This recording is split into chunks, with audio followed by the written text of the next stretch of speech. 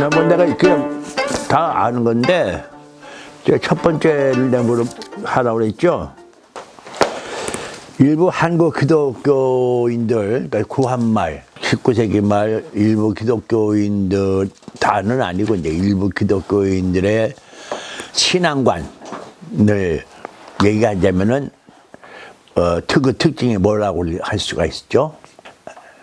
우리 여기 보면은 자 19쪽의 아래에 보면은 이상의 기사 내용을 보건대 당시 기독교인들의 애국 애족 정신과 자주 독립 의식이 얼마나 심화되어 있었는가를 알 수 있다.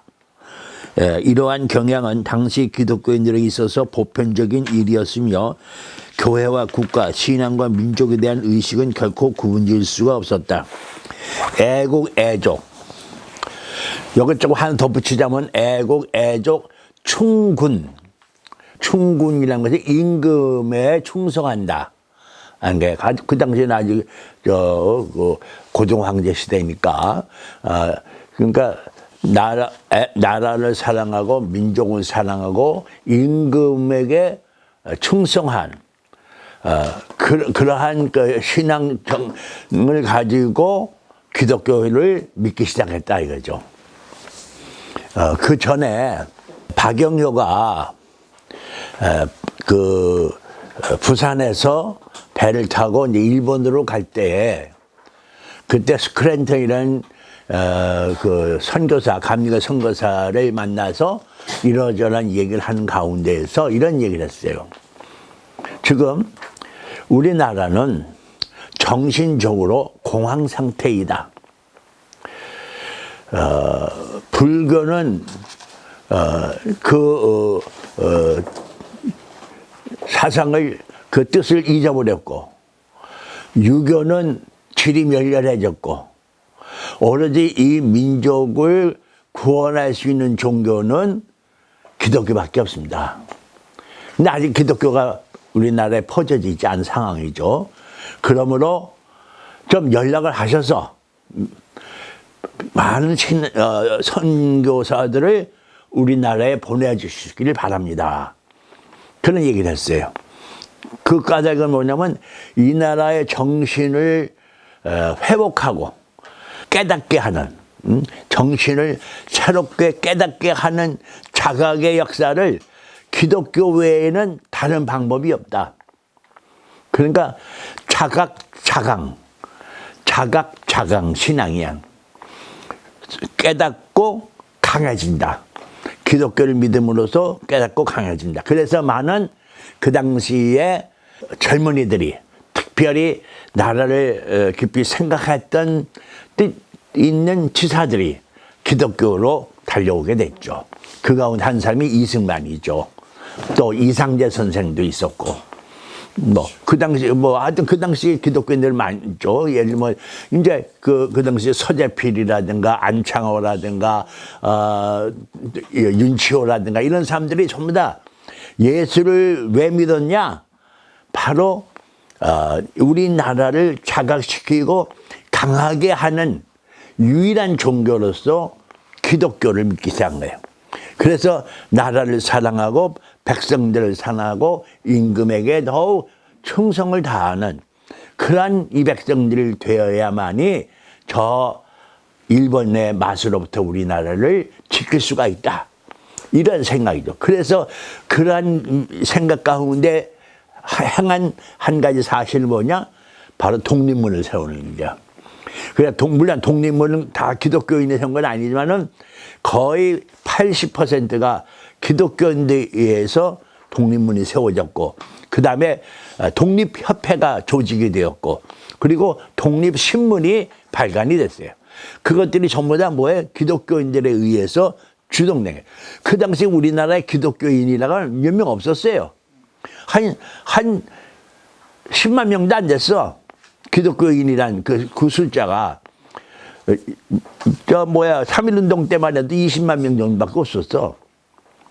근데 그러한 그 작은 그 무리들이 기독교 정신으로 이 나라를 다시금 살려낼 수가 있다. 회복시킬 수가 있다. 강하게 할 수가 있다 하는 그런 그 애족의 정신, 그런 것이 있었다라고 하겠습니다. 예? 그러니까 초기의 한국 기독교인들의 신앙은 바로 그런 특색을 가지고 있었다라고 하는 것이죠. 그래서 독립운동하는 분들이 기독교인들이 그것이 많았죠. 그래서 3.1운동 때에도 독립운동하던 사람들이 많이 있었죠. 그 다음에 그럼 최태용의 출생 연도와 출생지, 학력. 자, 이거 하나씩 가져요. 가만 있어봐. 거기 보면은 1935년 기독교 대한복음교회 설립과 평신도라는 거예요. 처음 보래. 이거는 최태영 목사님이 1935년도에 12월 달에 일본 총독부에 낸 서류예요. 그때에 그러니까 이제 복음교회를 설립하기 위한 설립 청원서를 제출해야 되거든요. 그래서 그 설립 청원서를 여기 있는데 먼저는 내가 이제 그거를 서론으로 쓴 거고 그다음부터는 그게 있어요. 조금 보겠습니다. 그거를 내가 좀 읽어보기 전에는 좀 우리 권사님 읽어주실래요? 서론. 1910년 일제가 조선을 강제 병탄한 후 가장 고심한 것 하나가 종교행정에 관한 일이었다. 1910년 10월 총독부 훈령으로 공포된 조선 총독부 사무 분장 규정에 의하면 중앙에서는 내무부 지방국 지방과에서 각 도에서는 내무부 항무계에서 각각 담당하도록 하였다. 1912년 3월 30일 규정이 개정되면서 내무부 지방국 제1과에서 1915년 5월 1일부터는 내무부 제1과에서 담당하였다. 종교행정을 내무부에서 관장한다는 것은 그만큼 종교 통제를 하고자 하는 의도를 엿볼 수 있다. 1910년 데라우치 마사다케 통감이 유고를 발표하면서 신앙의 자유는 문명국이 다 인정하고 있지만 종교를 빙자하여 정산을 논하거나 다른 기도를 하는 것은 풍속을 해치고 안녕을 방해하는 것으로 인정하여 처단하겠다고 경고하였다. 그러나 다만 총독부의 시정 목적과 배치되지 않는다면 평등하게 표고 전도에 보호 편의를 제공하겠다고 하여 한편 억압과 다른 한편 해외 정책을 통해 식민 통치에 종교를 길들이고자 하는 의도를 가지고 있었다. 그러나 기독교는 다른 종교와 달리 예교적인 문제가 있어 법령으로만 통제하기는 어렵다고 판단하여 1911년 산해정의 총독 암살 미수 사건이란 날조된 105인 사건에 연루하여 대거 기독교 지도자들을 검거하였다. 총독부는 1915년 8월 포교 규칙을 제정하여 종교 자유의 보장, 표고 행위의 공인, 평등한 대우를 표방하였지만 이 역시 종교의 자유를 통제하려는 기만적인 내용으로 가득 찼다. 예, 그것까지만 우선 하고요. 이거 다 읽었을 놓고 다음에 다시 우리 복음교회 창립에 대한 이제 이야기가 나올 때 다시 이렇게 보도록 하고요. 지금 보는 것은 이 당시 제출했을 때 직접 최태영 목사님이 이력서를 썼어. 그 이력서를 쓴 거를 여기 이제 보는 겁니다. 쭉 넘겨 보시면은요, 페이지 8쪽인가요? 네, 8페이지입니다. 거기 보면은 한경남도 영흥군 안흥면 동월리 69번지가 본적이고요.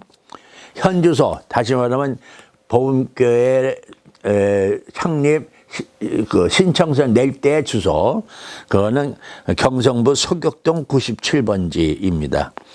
이제 학력, 대정 원년 9월 영흥 공립간이 농업학교에 입학했습니다. 그때가 1912년이에요. 그리고 대정 2년에 졸업을 하고 대정 2년 9월에 영흥 공립간이 농업학교 연구과에 입학을 했습니다. 그리고 대정 3년 3월 달에 동교 전 과정을 수료했습니다. 다시 대정 3년 4월에 조선 총독부 수원 농림학교에 입학을 합니다.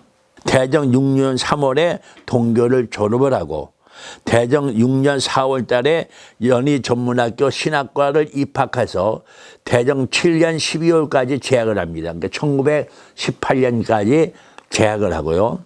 다시 대정 9년 10월 달에 동경 정규영어학교에 입학하여 대정 12년 3월까지 재학을 합니다.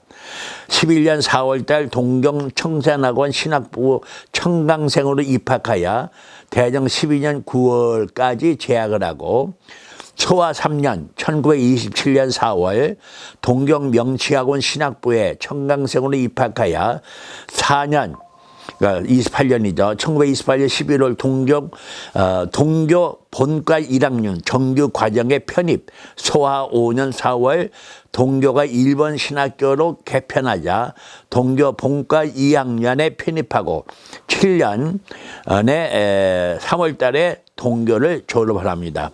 그리고 소화 9년 1934년 9월부터 10월 6월까지 동경 일본 신학교에 수학을 합니다. 아마 이게 대학원 코스인 것 같아요.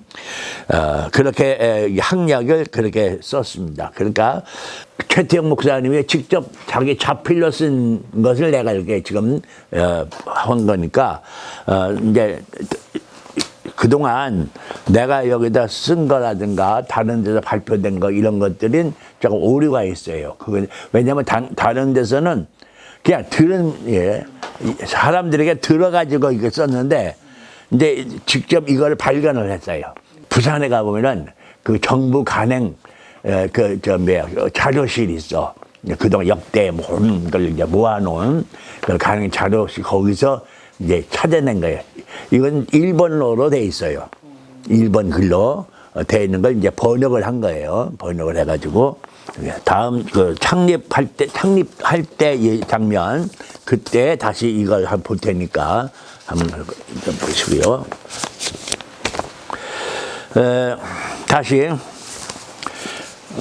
그러니까 수원 농림학교를 이제 졸업을 하고 이제 여기는 그건 안 썼어요. 그러니까 미국 사람 선교사의 어학교사, 가정교사죠. 한국어 가정교사로 있다가 1917년에 연세대학 연희전문학교에 신학과에 입학을 합니다. 그러니까 그때가 연희전문학교 신학교가 아마 2기 정도 될 거예요. 원래가 그러니까 연희전문학교 1915년 언더우드가 세웠거든요. 근데 그 신학부가 연희전문학교 사실은 신학교를 하려고 했더니 허락을 안 해주는 거라. 그래서 거기에 국문과라든가 뭐 수물과라든가 이런 걸 같이 넣어가지고 신학부를 넣었어. 그래갖고 이제 신학과가 통과가 돼가지고 한 거죠. 자, 최태용의 기독교 신앙을 가지게 된 계기. 어떻게 해서 계기가 됐죠? 어떤 계기로 신앙을 가지게 됐나요? 기숙사 동기가 새벽마다 기도하는 것을 보고 함께 기도하면서 조금 더 구체적으로 이제 연희전문학교가 학생들이 기숙사에 다 있어요. 기숙사에서 공부를 해요. 그래서 기숙사에 김성실이라는 학우가 있었어요. 김성실. 이분도 연희전문학교 나중에 입학을 해요. 그러니까 1년 먼저 입학을 해. 김성실이가 동기생인데 1년 먼저 입학을 해가지고 왜냐면 그동안 최태용은 어학교사를 하다 보니까 그때 들어가는 걸 놓쳤어. 그래서 먼저 김성실이가 먼저 1학년을 먼저 들어갔는데 그 김성실이가 아침 새벽마다 일어나더니 어디론가 가는 거예요. 그래서 뭐 화장실로 가는가 그런 생각을 가졌죠. 처음에는. 그런데 매일 그러는 거예요. 매일. 근데 그 다음에 수상하잖아. 아니 어디 매일 아침 나가서 뭔가 수상한 짓을 하는 거 모양이다.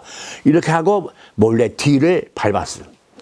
거기가 지금 뒤에 있는데 그 수원 농림학교 뒤에 소나무 숲이 있었어요. 그 소나무 숲으로 들어가는 거야. 그럼 더 수상해. 그래서 살살 뒤쫓아가 나무 뒤에서 숨으니까 몇 명이 둘러 앉아가지고 뭐 노래도 부르고 소소고 노래도 부르고 막 막 기도를 하는데 한번 들어보니까 우리 나라를 뭐 보살펴 주시고 뭐 이런 우리나라를 독립시켜 달라는 그런 기도를 막 하는 거야. 아, 이 사람들이 기독교인이구나. 기독교에 대한 소문은 알고 있기 때문에 아, 이 사람들 기독교인인데 나라를 위해서 이렇게 기도하는구나. 그렇다면은 나도 거기에 들어가야지 하고 뛰어나가서. 그럼 깜짝 놀란 거야, 사람들이. 그러니까 나도 너희들하고 같이 기도하게 해달라고 그렇게 요구를 한 거예요. 사실 그 당시에 최태영이는 아마 그 급장, 반장이에요, 반장. 근데 그러니까 그러한 학생이 함께 있다는 것이 그들에게는 굉장한 힘이 된 거죠. 그때부터 최태영이는 기독교인으로서의 신앙을 가지게 되면서 수원 시내에 감리교회가 있어요. 수원 감리교회라고. 그 수원 지방은, 수원 그 경기 지방은 그 선교사들에 의해서 교회들이 설립되곤 하였어요. 거기가 지역이. 감리교회를 이제 다니기 시작합니다. 그 감리교회를 다니는데 아주 열심히 다녔어요. 도시락을 싸가지고 다니는데 아침에 가서 점심 도시락을 먹고 저녁 예배까지 마치고 돌아오는 아주 그 열심으로 그 신앙생활을 했어요. 그런데 어느 날 보니까 교회에 분규가 생기는 거야. 교인들 간에. 아니 사랑으로 하나 되어야 할 사람들이 왜 분규를 서로 싸우는가. 그러니까 예수의 정신이 아니지 않느냐 하고 회의를 가지게 된 거예요. 근데 그때에 한 이제 독립 강사가 이제 그러니까 요즘 말로는 부흥 강사죠. 이제 부흥 강사인데 그 당시 부흥 강사가 특별히 있는 게 아니고 이제 다니면서 전도 부흥을 하는 그런 사람들이 있어요.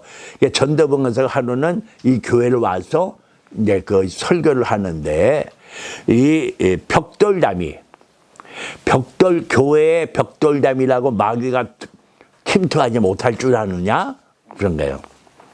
그러니까 교회라고 이게 거룩한 장소만이 아니다.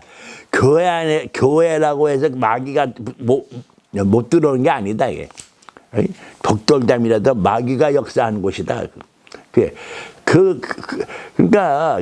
그 초대교회 때부터 교회 분쟁이 아주 이제 있어 왔던 거예요. 그러니까 지금까지도 교회들 간에 그런 분쟁이 있잖아요. 그래서 이제 그걸 놓고 굉장히 회의감에 들었어. 이거는 뭔가 잘못됐다.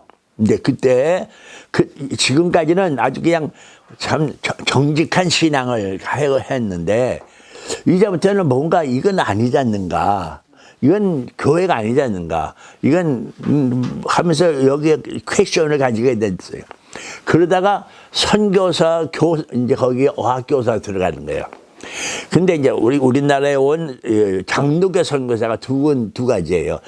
북장로교에서 온 선교사와 남장로교에서 선교사가. 그러니까 그 당시에 미국의 장로가 두 파로 갈라졌어. 북장로교, 남장로교. 그러니까 남장로교는 미국의 노예 해방을, 노예 철폐를 하자는 그런 주장 때문에 링컨 대통령이 이제 남북전쟁 일으켰잖아. 북군과 남군이잖아. 그러니까 이 남쪽, 그러니까 노예 해방을 지지하는 쪽이 남장로교고 노예 해방을 반대하는 쪽이 북장로교예요. 근데 결국은 북군이 이겼잖아. 남군이 지고. 그러니까 이제 북군들은 상당히 기고만장한 거야. 근데 그 북쪽에 장로교가 있고 남쪽에 장로교가 있는 거야. 그 당시에. 근데 이제 우리나라에 처음에 언다우드나 이런 사람들은 북장로교 사람들이야. 그래서 북장로교 선교사가 우리나라에 들어왔고 10년 후에 1912년에 남장로교 선교사들이 이제 그때 비로소 들어와요. 근데 이제 서울엔 주로 북장로교 선교사들이 있었어요. 남장로교 선교사는 없었어. 왜냐하면 그 당시 남장로교 선교사는 다 호남 지방으로 내려왔어. 전주, 군산, 그리고 목포, 순천 이쪽으로 다 내려왔기 때문에 서울에는 남장로교 선교사라고는 없어. 그러니까 서울에는 북장로교 선교사하고 북장로교 선교사들이 북쪽으로 저 평양 쪽으로 그쪽으로 선교 활동을 한 거예요. 근데 이 북장로교 선교사들이 상당히 우월적인 그런 사고 방식을 가지고 있었어요. 그러니까 우리를 이쪽 조선인을 상당히 좀 이렇게 멸시하는 근란적인 태도를 가진 선교사들이 많았어요. 다 그런 건 아니지만은 그런 좀 민족 우월성을 이제 가지고 선교 활동하는 사람들이 많이 있었거든요. 그러다 보니까 이 조선 사람들에 대해서 굉장히 천대하고 마구대하고 없이 여기고 하는 것이 눈에 보이잖아. 이 최태용이 눈에 보인단 말이야. 그러니까 이 선교사들이 사랑으로 선교 활동을 해야 되는데 이렇게 하면 이게 되겠는가 하고 거기에 대해서 상당한 또 좀 회의를 가진 게 된 거예요. 그러다가 연희전문학교에 들어갔어. 그 연희전문학교에서 연희전문학교는 3년제인데 1년에 3학기야. 1년이 3학기. 그러니까 3년이면 9학기제죠. 9학기. 근데 이제 2년을 마친 거야. 6학기를 마칠 때에 12월 달에 연희전문학교에서 농과가 생겨났는데 농하고 지금은 농과가 없어요. 연세대학교는. 농과가 생겨났는데 그 농과 실습 소개가 필요한 거야. 가르치는 것만 아니라 실습하는 데 하는 선생이 필요하잖아. 근데 이 사람은 이제 농업학교 출신이니까 그 당시에 수원 농업학교 출신은 교수급이야, 교수급. 대학이나 마찬가지예요. 지금 농과대학 아니야, 거기가. 그러니까 수원 농과대학, 서울대학교 수원 농과가 수원에 있거든. 그러니까, 그렇기 때문에 이 사람에게, 최태용에게 농과 실습 교수를 좀 해달라 해서 그 학교를 멈추고 이제 실습 교수가 된 거예요. 그러다가 여기 보면은 이제 책에 1920년 가을 일본으로 건너갑니다. 일본으로 건너가서 동경영어학교가 있어요. 동경영어학교에 입학을 하면서 그 다음에 그동안 만나고 싶고 듣고 싶어 했던 우찌무라 간조 내천감사 선생 문화생이 되는 겁니다. 네, 그때부터 이제 문화생으로 다니게 됩니다. 그 내천감삼이 어떤 분이냐 하는 거에 대해서는 여기 여러분 나눠준 거 거기를 보면은 두 번째 최태용 목사의 사상과 그 신학적 배경에 대하여 라고 있어요.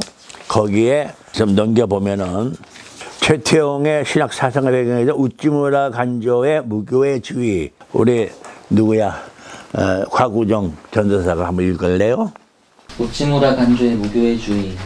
최태용의 초기 기독교 신앙에 절대적인 영향을 끼친 사람은 일본의 무교의 주의자라고 알려진 우찌무라 간조입니다. 1921년 가을 일본으로 건너간 최태용은 동경영어학교를 다니면서 우찌무라 문화로 들어갔습니다. 그 후 김교신, 함석, 유석동, 송두용 등이 우찌무라의 제자들이 되었습니다. 후에 최태용은 말하길 그때의 나는 저희 안에 있고 저는 나의 안에 있는 것 같아서 저희 말은 나의 마음의 바닥까지를 올리는 것이었다고 수료한 바 있습니다. 최태용은 과연 우찌무라 간조에게 무엇을 배워 그의 신앙의 바탕을 삼았는지 알기 위해서 우찌무라가 어떤 사람이었는가를 간략하게 알아보고자 합니다. 우찌무라 간조는 20세기 초반 일본의 사회사상과 기독교의 변혁을 이루었던 중요한 위치를 차지하고 있습니다. 우찌무라 간조는 기독교 변혁자, 시대의 예언자로, 일본을 사랑했던 애국자로, 비전론자로, 성서 연구자로 근대 일본 형성 과정에 있어서 일본 국민들에게 깊은 영향을 끼쳤습니다. 우찌무라 간조는 1861년 3월 23일 장남으로 태어났습니다. 우치는 무사로서의 교양이 뛰어나고 또 유학자였으므로 그들에게 몸소 유교윤리를 가르쳤습니다. 우찌무라 간조는 대대로 중국의 서면의 정치고적적인 부분은 잘 이해되지 않았으나 유교의 대강의 기분은 깊이 내 속에 파고들었다고 말한 바 있습니다. 최태용이 16세에 수원농업학교에 들어갔던 것처럼 우찌무라 간조는 16세에 북해도 농과대학의 전신인 사토로 농학교에 입학하였습니다. 이 학교는 당시 개화 일본의 농업 발전을 위하여 서양 학술의 수입과 연마를 목표로 설립된 학교로서 학교 당국과 학생들 스스로 만든 일체의 교육 방침과 규약을 없애고 성서를 잘 배우고 성서대로 살도록 온 힘을 다하여 학생들의 전인 교육에 힘썼으며 청교도 신앙을 지도하였습니다. 그가 떠나면서 남긴 Boys be ambitious like this old man이라는 명언을 남기고 말 등에 올라타 숲 사이로 사라져갔습니다. 클라크 교장이 떠난 다음에 입학한 우치무라 간조이지만 그에게 미친 감화와 영향은 실로 큰 것이었습니다.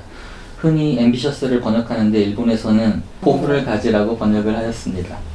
삿포로 농학교를 수석으로 졸업한 우치무라 간조는 미국 펜실베니아주 에드윈의 주립아동병원 백치원에서 간호인으로 봉사하면서 8개월을 보내고 매사추세츠에 있는 에머스트 대학에 입학하게 됩니다.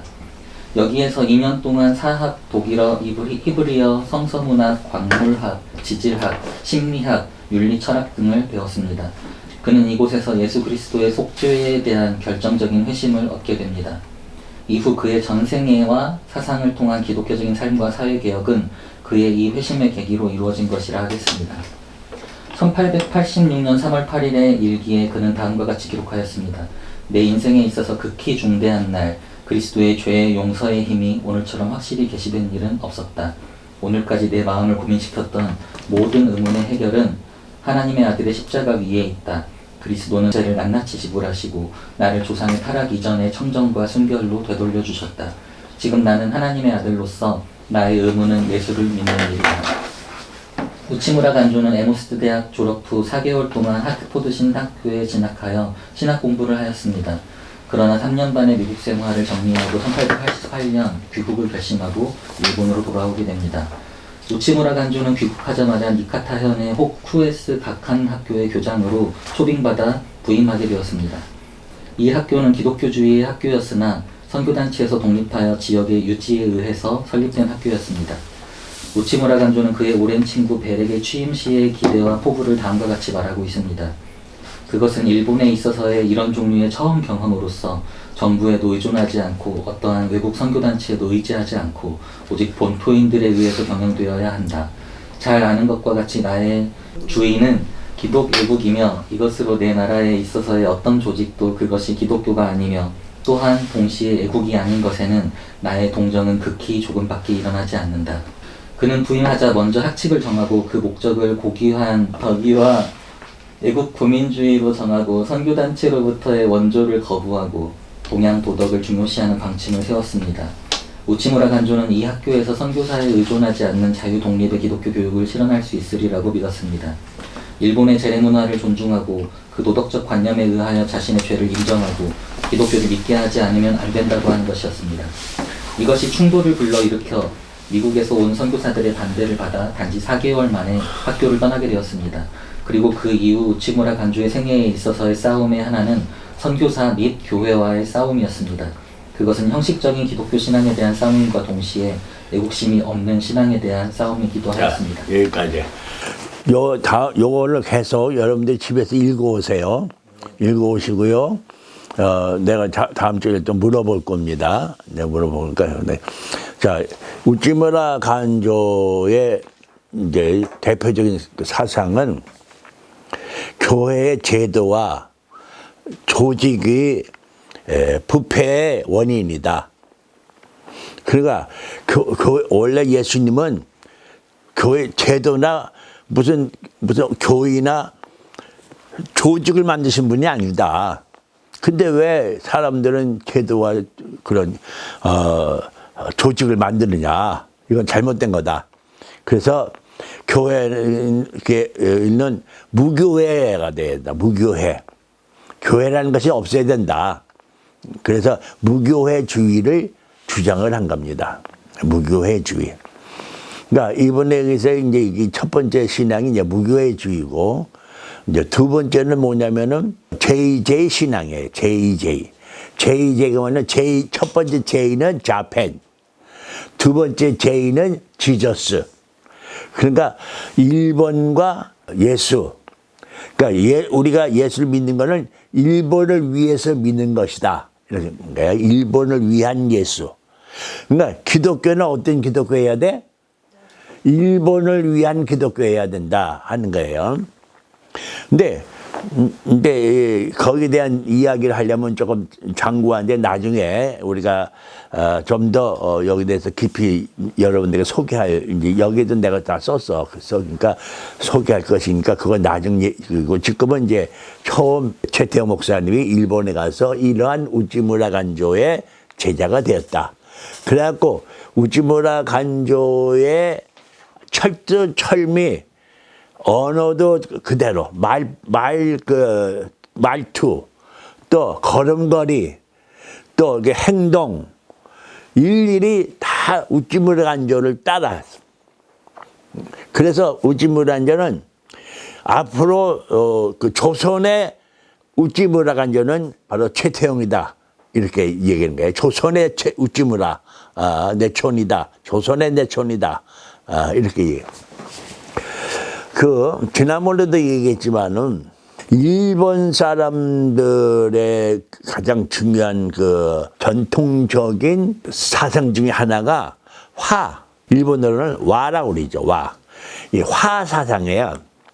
대화 사상이라고, 대화. 그러니까, 화는 건 뭐예요? 평화할 때 화자란 말이에요.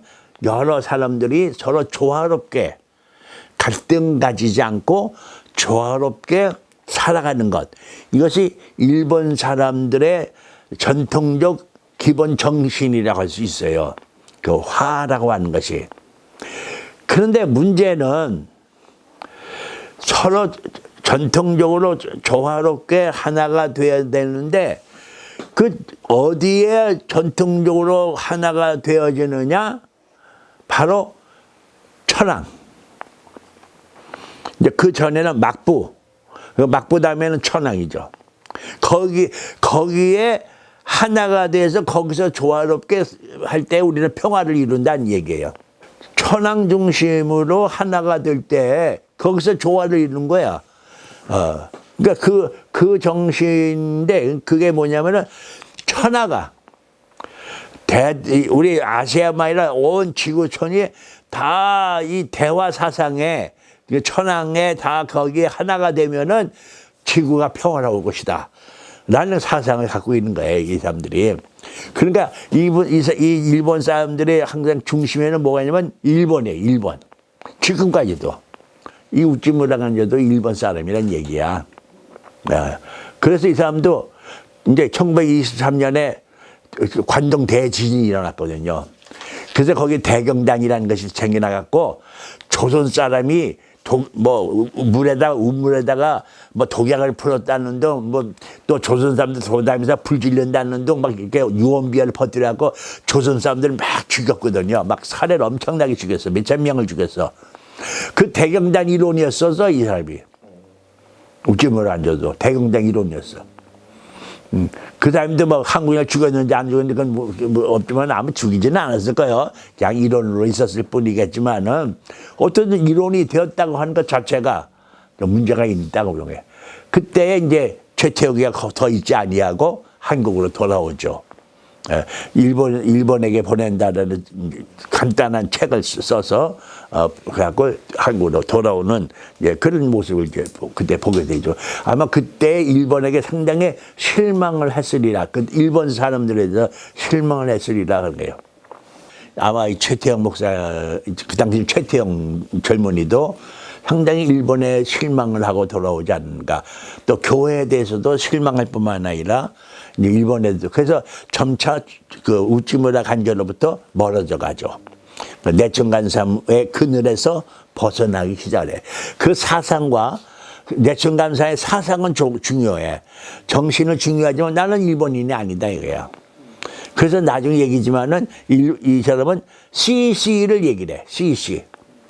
뭐야? 크라이스트와 조선은 C자로 쓰잖아. CHOSCEN. 그러니까 조선과 그리스도. 나는 CC다. 너는 그러니까 내처는 JJ지만은 나는 CC다. 그렇게 이제 주장을 하면서 이제 활동을 하게 되죠. 소위 19세기에서 바라보는 20세기는 위기의 세기야. 기독교 위기의 세기야. 그 위기의 세기에 최태웅이가 반백년을 사는 거예요. 50년을. 1897년 태어나서 1950년에 죽었으니까 50년 동안 반백년을 그 위기의 세계인 한반도에서 기독교 신앙을 가지고 싸운 사람이야. 1950년이 54살 때 아니야. 그럼 몇 살이야 지금? 저요? 51, 7인가 6인가. 최태형보다도 지금 나이가 더 먹었어. 최태형보다 더. 최태형 54살 때 순교를 했단 말이에요. 그때 그 54살 때까지 그렇게 활동을 하시던 그 반백년 한반도의 역사의 수레바퀴 속에서 한쪽 바퀴는 민족사의 역사의 수레바퀴, 한쪽 바퀴는 교회사의 역사의 수레바퀴, 양쪽 수레바퀴 속에 이 진흙탕길을 50년 동안 굴러가다가 마침내 수렁에 팍 빠져서 가신 분이 바로 최태형이다라고 하는 것이죠. 그러니까 그 최태형이가 가시면서 남긴 게 뭐야? 복음교회야. 그분이 남긴 게 바로 복음교회야.